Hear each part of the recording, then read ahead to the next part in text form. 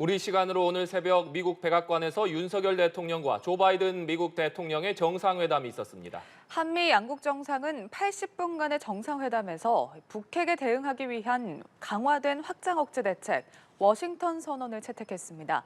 자세한 내용 김진아 한국외대 LD학부 교수와 자세한 내용 알아보겠습니다. 어서 오십시오. 어서 오십시오. 네, 안녕하세요. 네, 말씀드린 대로 한미 정상이 회담 이후에 공동 성명 외에 확장 억제와 관련된 별도의 문서를 채택한 것 이번이 처음인데 네. 어떤 의미가 있다고 봐야겠습니까? 일단 별도 의제로 만들었다는 것은 관심이 북핵 문제에만 집중되는 거를 일단 좀 분산시켰다라고 얘기를 할 수가 있고요. 공동선언에서 그래서 북한 문제가 뭐가 얘기가 됐느냐. 좀 미국은 균형을 좀 잡으려고 했었던 것 같아요. 네. 그래서 외교적인 돌파구 그리고 대화를 계속한다라는 부분을 강조를 했었다라는 점. 이것은 결국에는 이제 위기 관리를 좀 하겠다라는 의지도 같이 보여줬고 주변국에 대한 메시지도 있다라는 거겠죠. 근데 왜 이 정치적인 선언을 하는가? 사실 정치적인 선언이기 때문에 뭐 법적인 의무가 따라오는 건 아닙니다. 예. 그래서 행정부 차원에서는 이 정도는 할 수 있다라는 것이고요. 그 배경을 보자면 결국에는 한국의 핵무장과 관련한 여론을 어쨌든 잠재워라라는 그런 요구가 워싱턴에 굉장히 많았습니다. 왜냐하면 지난 1월에 대통령의 발언에서 이제 핵무장 얘기가 나왔기 때문에 굉장히 심각하게 봤어요.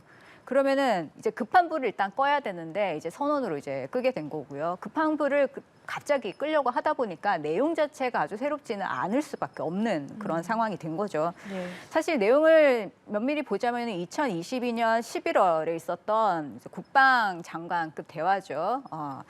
SCM에서 합의한 내용들이 거진 다 들어가 있습니다. 첫 번째 작전 계획에 대해서 이제 한국의 의사를 반영을 한다. 당연히 핵과 관련은 우리한 작전 계획이 없으니까 당연히 한국이 어떻게 입장을 가지는지 들어봐야 되죠. 그 부분 얘기를 했었고 훈련 과정에 동참한다. 뭐 전폭기가 오면은 한국에 에스코트 하지 않습니까? 이것도 훈련의 한 종류이거든요. 예. 그리고 전략자산 전개와 관련해서 협의를 한다. 이 부분도 충분히 논의가 되었고 그리고 올해에 국방부의 업무 보고에도 들어가 있는 사안이에요. 그렇기 때문에 그 내용 자체는 그렇게 뭐 새롭지 않다라는 거고 핵을 사용할 때 적절한 때 협의 노력을 기울인다라고 되어 있습니다. 약속을 하는 거예요. 노력할게라고 약속을 하는 거고 그리고 모든 자산으로 신속히 대응을 이제 약속했다라고 일단 얘기가 되어 있습니다. 결국에는 미국의 정치적인 판단이 여기서 굉장히 중요하게 작용을 한다라는 부분을 계속 이제 의미를 넣어놨다라는 거죠. 그러면은 윤 대통령이 단지 미국이 다 알아서 해줄 테니까 걱정하지 말라는 것 가지고는 국민이 이제 만족할 수 없다라고 분명히 말씀을 하셨는데 과연 과거와 지금 이제 나온 문건을 봤을 때 결과가 어느 정도 크게 차이가 있는가 여기에 대해서는 이제 또 질문이 나올 수밖에 없는 상황이 되어버린 것 같습니다. 예. 이번 회담의 핵심이라고 할 수 있는 부분이 이제 확장 억제 관련 새로운 협의체 핵 협의 그룹 NCG 설립일 텐데 NCG 이제 구체적으로 좀 어떤 내용인지도 짚어주시죠. 이제 제가 느끼기에는 NCG는 지금 한미가 하고 있는 억제전략위원회, 그러니까 DSC의 또 다른 이름이다라고 할 수가 있을 것 같습니다. 왜냐하면 한국이 계속 핵 공유를 얘기를 해왔잖아요. 예. 정상회담 전에. 근데 미국은 공유라는 개념을 절대로 한국에 적용시킬 수가 없습니다. 그러니 공유는 빼고 일단 핵이라는 거를 넣어줘서 예. 이름을 바꾼 거죠.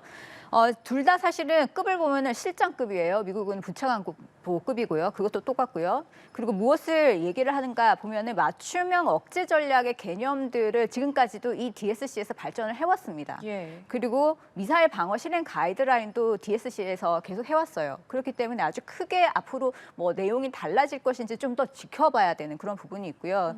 그리고 미국의 이제 핵 작전에 대한 어떠한 한국의 재래식 그런 기여 부분을 공동으로 기획하고 실행한다로 되어 있어요. 그 실행한다라는 목적어 자체가 한국의 재래식 기여 부분이라고 지금 목적어가 되어 있거든요. 예. 그러면은 실제적으로 뭐를 논의하느냐는 결국에는 미국은 핵을 가지고 있고 한국은 재래식 전력을 가지고 있으니까 어떻게 역할 분담을 할지 그 부분에 대해서 논의를 한다는 거지. 미국의 핵을 가지고 이 핵무기를 어떻게 운용을 할지에 대해서 뭔가를 계획하고 실행한다. 여기까지 해석을 하기에는 조금 부족한 문건이지 않나라고 우리가 생각을 해볼 수가 있을 것 같습니다. 하지만 그럼에도 불구하고 왜 협의체가 필요하느냐. 지금 합참에서는 여러 가지 기구 조직 변화가 좀 있습니다. 과거에 핵 대응 센터가 있었다라면은 핵 대응 센터 이제 본부급으로 조금 높였어요. 이거를 결국엔 전략사급으로 높일 텐데 그렇게 되면은 미국의 전략사와 한국의 전략사가 뭔가 핵과 관련한 시나리오를 두고서 논의를 해야 되는 그런 플랫폼이 필요하기 때문에 그런 목적에서는 필요하다라고 볼 수가 있겠죠. 네. 워싱턴 선언에 포함된 핵 협의 그룹 그리고 나토식 핵 공유화의 차이점이라고 한다면 나토에는 전술핵이 배치가 돼 있지만 우리나라에는 전술핵을 배치하지 않는다. 바이든 대통령이 이 점은 명확하게 선을 그었습니다. 그 대신 핵탄두를 탑재한 핵 잠수함을 한반도에 자주 전개하겠다 이렇게 밝혔는데 실질적으로 우리나라의 전술핵을 재배치하지 않고 핵 잠수함을 통해서 이 효과를 대체하겠다. 과연 기대하는 것만큼의 대체 효과가 있을 수 있겠습니까? 일단 나토의 NPG 그 부분은 굉장히 중요하기 때문에 네. 잠시만 언급을 하자면은 NPG 같은 경우에는 장갑금 회담체예요. 그리고 만장일치로 결정이 되는 게 원칙인데 한국은 그냥 협의를 해서 대화를 나눈다 정도까지인 거거든요. 예. 그리고 NPG 같은 경우는 핵태세 전반을 논의를 합니다. 그렇기 때문에 전혀 이제 다른 맥락이다라는 거를 우리가 이해를 해야 되고요. 네. 예. 그리고 전략자산 운용과 관련해 가지고 우리가 이제 주로 얘기하는 핵 3축 중에 SLBM, ICBM 그리고 전폭기가 있지 않습니까? 예. 그러면은 지금까지는 전폭기만 왔으니 그러면은 3축의 하나인 SLBM도 사실은 전략자산에 속하는 거고 앞으로 신속하게 그리고 조율된 방식으로 전개하겠다라고 이미 합의를 한 바가 있습니다. 그렇게 되니까 SLBM도 그러면은 이제 전개하는 걸 논의를 해야 되는 대상이 들어가게 되는 거죠. 사실 추가적인 노력이 드는 건 아니라고 볼 수가 있어요. 왜냐하면 2022년부터 예. 사실 SSBN이라고 하거든요. 이 잠수함을요. 이 괌에 아주 수시로 배치를 하기 시작을 했습니다. 그렇기 때문에 한국으로 오는 것은 그렇게 추가적인 비용이 많이 들지는 않는 노력이고요. 예. 그리고 과거의 일종의 재현이라고도 볼 수 있습니다. 왜냐하면 1976년부터 81년 사이에 SSBN이 한 35회 왔다 갔어요. 그것은 뭐 때문이냐 여러 가지 이유도 있긴 하지만 당시에 한국의 핵무장과 관련한 여러 가지 논의가 있었고 그것을 사실은 미국이 좀 잠재우기 위해서 전략자산을 여기로 이제 SSBN을 계속 이제 오게끔 만드는 그런 노력들을 과거에도 한번 했으니 지금도 이런 것들이 필요한 시점이다라고 판단을 했을 수가 있습니다. 그렇기 때문에 앞으로 좀 더 두고 봐야 되는 것이고요. 전략자산과 잠수함과 관련해 가지고 어떤 문구가 표현이 되어 있냐면 한반도와 그 주변 지역의 전략 자산을 계속 전개를 한다라는 겁니다. 배치는 아니에요. 배치는 여기 갖다 놓는 것이고요. 전개는 여기서 왔다 가는 건데 여기서 주변 지역이라는 말이 함께 들어와 있단 말이죠. 그러면 예. 괌에 있어도 되고 일본에 있어도 되고 여기서 그냥 살짝 이제 주위에 있다가 가도 되고 이렇기 때문에 앞으로 과연 얼마나 항구를 방문할 것인가는 좀 지켜볼 필요가 있을 것 같습니다. 예. 또 한미가 핵 유사시에 공동 기획을 강화하기 위한 수단도 이게 실제 훈련이 아닌 도상 시뮬레이션 훈련을 하기로 했습니다. 이게 적시가 된 부분은 아니지만 핵무기 사용 결정권은 미국만이 갖는다. 지금 이렇게 좀 명확하게 한 게 아니냐 이런 해석이 나오고 있는데 이 부분에 대해서는 어떻게 보세요? 그건 당연한 겁니다. 왜냐하면은 미국이 이번에 한국도 이제 다시 한번 확인해 달라고 했던 게 NPT의 의무를 한국도 지킨다는 부분이죠. 예. 미국이 지켜야 되는 의무는 또 따로 있습니다. 핵과 핵무기를 소유권은 넘기지 않는다라는 겁니다. 그렇기 때문에 핵을 미국이 독자적으로 소유하고 결정도 계속 해야 된다라는 그런 부분들을 미국이 계속 지켜줘야 된다는 말이죠. 예. 그리고 아까 말씀하셨던 그 훈련 같은 경우에는 도상훈련 TTX라고 하는데 그것은 정례와에 이미 합의를 한 부분입니다. 그리고 한국이 아마 더 기대를 했었던 것은 단지 이제 훈련을 통해 가지고 뭔가 교훈을 얻어서 이것을 작전 기획에 반영을 하는 거기뿐만이 아니라 어떠한 공동 훈련까지 갔으면 좋겠다라는 부분이었을 거예요. 예. 훈련까지 얘기를 한다면 결국에는 이중용도 항공기, 예를 들어서 F-35 같은 경우에는 이제 핵을 탑재를 할 수가 있죠. 미국은 이미 새롭게 이제 개발했었던 전술 핵무기 B-62 모두 12를 F-35A에 탑재를 해서 투하하는 그런 성공적인 실험도 했단 말이죠. 예. 그러면은 한국이 가지고 있는 F-35에 실어가지고 어떻게든 이제 훈련하는 그런 것들을 한국이 아니더라도 미국 가서 한번 해보면 해보면 좋지 않겠느냐 이런 논의들은 상당히 많이 있어 왔습니다. 하지만 그런 부분까지는 적시가 되지 않은 것으로 봐서 아직까지는 선을 두고 있다 이렇게 우리가 판단할 수가 있을 것 같습니다. 네.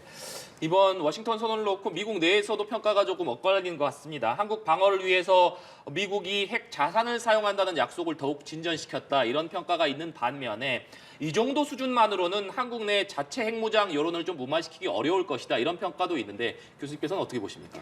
여러 번 미국이 사실은 핵 우산에 대해서 공약을 많이 했습니다. 2006년에 핵을 포함을 한 확장 억제를 얘기를 했었고요. 2014년에는 맞춤형 억제 전략을 또 얘기했었고 작년인 2022년에는 모든 범죄의 군사 능력을 동원을 해서 확장 억제를 이제 강화한다라고까지도 얘기했는데 결국에는 핵 무장과 관련한 독자적인 핵 무장과 관련한 여론은 계속 높은 상태로 있었거든요. 예. 그게 한 60% 정도 이제 지지가 있다가 최근에 70%까지 오른 게 조금 차이점이지 원래는 굉장히 많았어요, 지지율이. 그렇다면은 이 선언 가지고 될 것인가 아니죠. 왜냐하면 그렇게 이제 응답을 하시는 분들은 이게 단순한 질문인 거거든요. 핵을 가졌으면 좋겠느냐, 안 가졌으면 좋겠냐. 없는데 그냥 가지면 좋은 거잖아요. 그렇게 그냥 이제 응답을 하시는 분들도 있었을 거란 말이에요. 그러면 그 과정에서 뭐가 있어야 되냐면 핵을 가짐으로 인해서 초래되는 비용들, 외교적인 그리고 경제적인, 기술적인 여러 가지 비용들에 대한 여러 가지 교육이라든지 홍보라든지 이런 것이 사실은 있어야 이런 여론들이 어느 정도 관리가 되고 정확한 통계치가 나올 텐데 그런 부분이 아직 없는 상황에서 선언만 해버렸으니 앞으로도 여론이 크게 변할 것으로 저는 기대를 하지 않습니다. 예. 바이든 대통령이 또 북한이 핵 공격을 할 경우에 정권의 종말을 맞게 될 거다 이렇게 강조를 했습니다. 바이든 대통령이 이 정권 종말을 언급한 건 이번이 처음이지 않습니까? 바이든 대통령 수준에서 얘기를 한 것은 처음인데 사실은 미국 정부가 최근에 많이 사용하던 단어이기는 합니다. 예. 지난 2월에도 한미가 핵 사용할 때는 뭐 정권 종말을 초래할 것이라는 부분을 분명히 국방 차원에서 얘기를 했었고요. 그리고 지난해 2022년에 SCM 개최 이후에도 오스틴 장관이 핵 사용 시 김씨 정권에 몰락이 있을 것이다라고 얘기를 했기 때문에 예. 이미 미국은 표현이 정해지면 계속 반복적으로 사용하는 그런 패턴을 보여요. 그래서 앞으로도 비슷한 패턴 그런 표현들은 나오지 않을까 그렇게 생각을 할 수가 있을 것 같습니다. 네. 또 바이든 대통령이 윤석열 대통령을 만나서 이런 얘기를 했습니다. 윤 대통령의 담대하고 원칙이 있는 일본과의 외교적 결단에 감사하다. 이렇게 얘기를 하면서 윤석열 대통령의 한일 관계 개선 노력에 대해서 환영의 메시지를 보냈는데 이 배경은 어떻게 봐야겠습니까? 아무래도 한미일 삼각공조를 계속 이제 인도 태평양 전략 하에서 추진을 하려고 했었던 그런 의도가 계속 반영이 된다라고 볼 수가 있고요.